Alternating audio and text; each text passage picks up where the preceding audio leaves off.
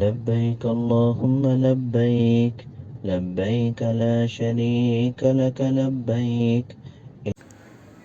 السلام علیکم ورحمۃ اللہ وبرکاتہ۔ یہ جو آپ کو سامنے نظر آ رہا ہے یہ حجر اسود ہے جو بیت اللہ کے ایک رکن پر ایک کنارے پر لگا ہوا ہے۔ رکن یمانی اور حتیم کے بیچ کا جو کنارہ ہے یہاں پر یہ حجر اسود لگا ہوا ہے۔ یہ تقریباً زمین سے 1.5 میٹر کی اونچائی پر ہے اور ایک پانی کے بڑے پیالے کی شکل میں یہ نظر آتا ہے، اور اس کے چاروں طرف چاندی کا خول ہے، چاندی کا ہالہ بنا ہوا ہے، اور اس کے اندر یہ جو کالا نظر آ رہا ہے یہ حجر اسود نہیں ہے، بلکہ اس کے اندر تقریباً 8 ٹکڑے ہیں۔ ان 8 چھوٹے چھوٹے ٹکڑوں کو اصل حجر اسود کہا جاتا ہے، جن میں سے بڑا ٹکڑا کھجور کے بیج کے برابر ہے اور باقی اس سے سب چھوٹے ہیں۔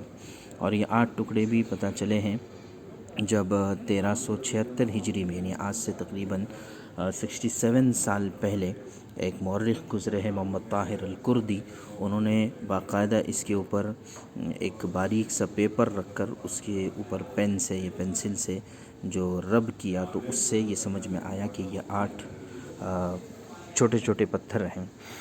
اس کے بارے میں یہ بات کہی جاتی ہے کہ ظاہر میں تو یہ کالا پتھر ہے، اسی وجہ سے حجر اسود بھی کہا جاتا ہے، لیکن اس کے اندر کا جو حصہ ہے وہ ابھی بھی سفید ہے۔ چنانچہ حدیث پاک میں بھی ہمیں یہ بات ملتی ہے کہ حجر اسود یہ آسمان سے بلکہ جنت سے لایا ہوا یہ پتھر ہے، اور یہ نظر الحجر الاسود وهو اشد بیاضا من اللبن، یہ دودھ سے زیادہ سفید تھا۔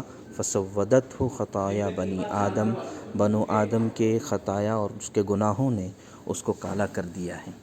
تو بہرحال یہ جنتی پتھر ہے جو جنت سے لایا گیا تھا۔ اس سلسلے میں سنت یہ ہے کہ اللہ کے نبی صلی اللہ علیہ وسلم نے اپنے طواف کی ابتدا یہاں سے کی تھی، چنانچہ طواف کی ابتدا یہیں سے کرنا چاہیے، اور اللہ کے نبی صلی اللہ علیہ وسلم نے حجر اسود کا خود بوسہ لیا تھا۔ اور ایک روایت میں آتا ہے، ابن عباس رضی اللہ تعالیٰ عنہما سے مروی ہے کہ کل قیامت میں اللہ تبارک و تعالیٰ اس پتھر کو ایک زبان اور 2 ہونٹ دیں گے، اور وہ ہر اس شخص کے حق میں گواہی دے گا جس نے اس کو چھوا تھا قیامت کے دن۔ تو اس اعتبار سے بڑا متبرک یہ پتھر ہے۔ البتہ مسلمان اس پتھر کی عبادت نہیں کرتے ہیں بلکہ طواف کی ابتدا یہاں سے کرتے ہیں، اور چونکہ اللہ کے نبی صلی اللہ علیہ وسلم نے اس کا بوسہ دیا تھا، اس وجہ سے بطور تبرک کے اور بطور سنت کے اس کا بوسہ دیا جاتا ہے اگر کسی کو اس کا موقع ملتا ہے تو۔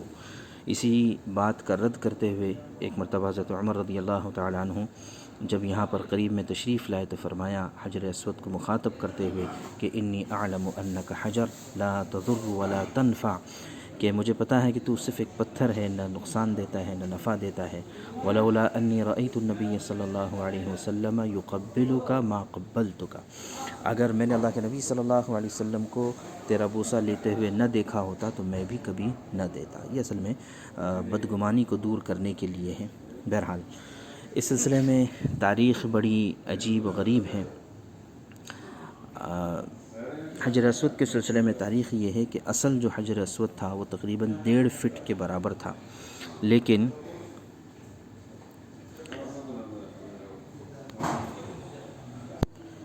حجر اسود کے سلسلے میں ایک المناک تاریخ یہ بھی ہے کہ سن ہجری 317 میں ایک واقعہ پیش آیا تھا کہ قرامطہ ایک باطنیہ فرقہ تھا، اور اپنے آپ کو مسلمان تو کہتا تھا لیکن جو ہے اس کے بہت سارے عجیب و غریب عقائد تھے۔ تو ان لوگوں نے مکہ مکرمہ پر حملہ کیا 8ویں ذی الحجہ کو، جس دن کے حاجی مینا کے لیے روانہ ہوتے ہیں۔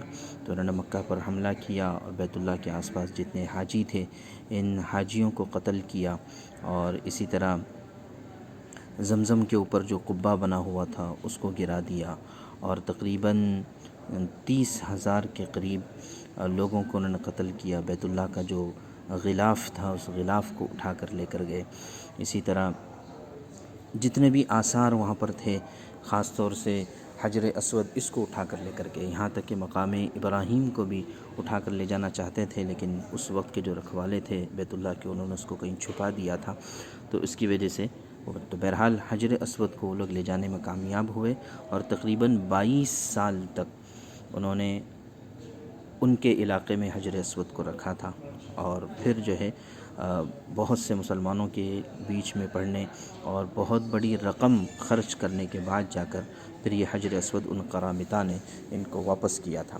البتہ ایک عجیب بات یہ پیش آئی کہ جب واپس کرنے کی نوبت آئی تو جو ہے اس وقت میں انہوں نے کہا کہ یہ تم کیسے پہچانو گے کہ تمہارا ہی یہ حجر اسود ہے اور ہم نے اس میں کوئی تبدیلی نہیں کی ہے؟ تو اس وقت ایک محدث تھے، وہ آگے اور انہوں نے کہا کہ ہم اس بات کا اچھی طرح سے پتہ لگا سکتے ہیں، چنانچہ تم وہ پتھر ہمارے حوالے کرو۔ چنانچہ ایک کالا سا پتھر ان کے حوالے کیا گیا، تو ان محدث نے کہا کہ اس کو پانی میں ڈال دو۔ چنانچہ جب پانی میں ڈال دیا تو وہ نیچے چلا گیا، فرمایا کہ یہ حجر اسود نہیں ہو سکتا ہے۔ تو پھر کہا کہ کیا علامت ہے؟ کہا کہ حجر اسود کی علامت یہ ہے کہ اگر اس کو پانی میں ڈال دیا جائے تو وہ ڈوبے گا نہیں، اس کو اگر آگ میں جلا دیا جائے تو پھر وہ جلے گا نہیں۔ تو یہ جو ہے اس کے سلسلے میں ایک عجیب بات لکھی ہے علماء نے، اور محدث کا نام آیا ہے عبداللہ بن عکیم۔ عبداللہ بن عکیم یہ محدث تھے۔ تو بہرحال 317 ہجری میں یہ واقعہ پیش آیا تھا، 22 سال کے بعد حجر اسود واپس آیا۔ پھر اسی طرح ایک اور واقعہ پیش آیا تھا 363 ہجری میں، وہاں پر بھی ایسی تھا کہ لوگ دوپہر کا وقت تھا، چند لوگ ہی صرف طواف کر رہے تھے، تو اچانک ایک شخص آیا اور حجر اسود کے قریب جا کر اس نے زور سے ایک بڑا سا ہتھوڑا اس کے ہاتھ میں تھا، اس نے حجر اسود پر مارا اور اس کے ٹکڑے ہو گئے، لیکن پھر لوگوں نے اس کو قتل کر دیا۔ اسی طرح کا ایک واقعہ 414 ہجری میں بھی پیش آیا تھا۔ پھر اس کے بعد قریب میں 1351 ہجری میں، یعنی تقریباً آج سے 92 سال پہلے، وہاں پر بھی ایک شخص افغانستان سے آیا تھا، فارسی النسل تھا، اس نے بھی حجر اسود کو چرا کر لے جانے کی کوشش کی تھی اور سارے مسائل پیش آئے تھے، لیکن اس وقت بھی حجر اسود کو بچا لیا گیا۔ تو یہ ایک المناک تاریخ ہے حجر اسود کے سلسلے میں۔ بہرحال پھر اس کے بعد موجودہ حکومت نے اس سلسلے میں پھر بڑی جو ہے سختیاں یہاں پر کی ہے، اور جو اس کے رکھوالے ہیں بیت اللہ کی چابی اور کلید بردار جو خاندان ہے بنو شیبہ، وہ لوگ پوری طرح سے اس کا دھیان رکھتے ہیں۔ تو یہ بہرحال ایک مختصر سی تاریخ تھی حجر اسود کے سلسلے میں۔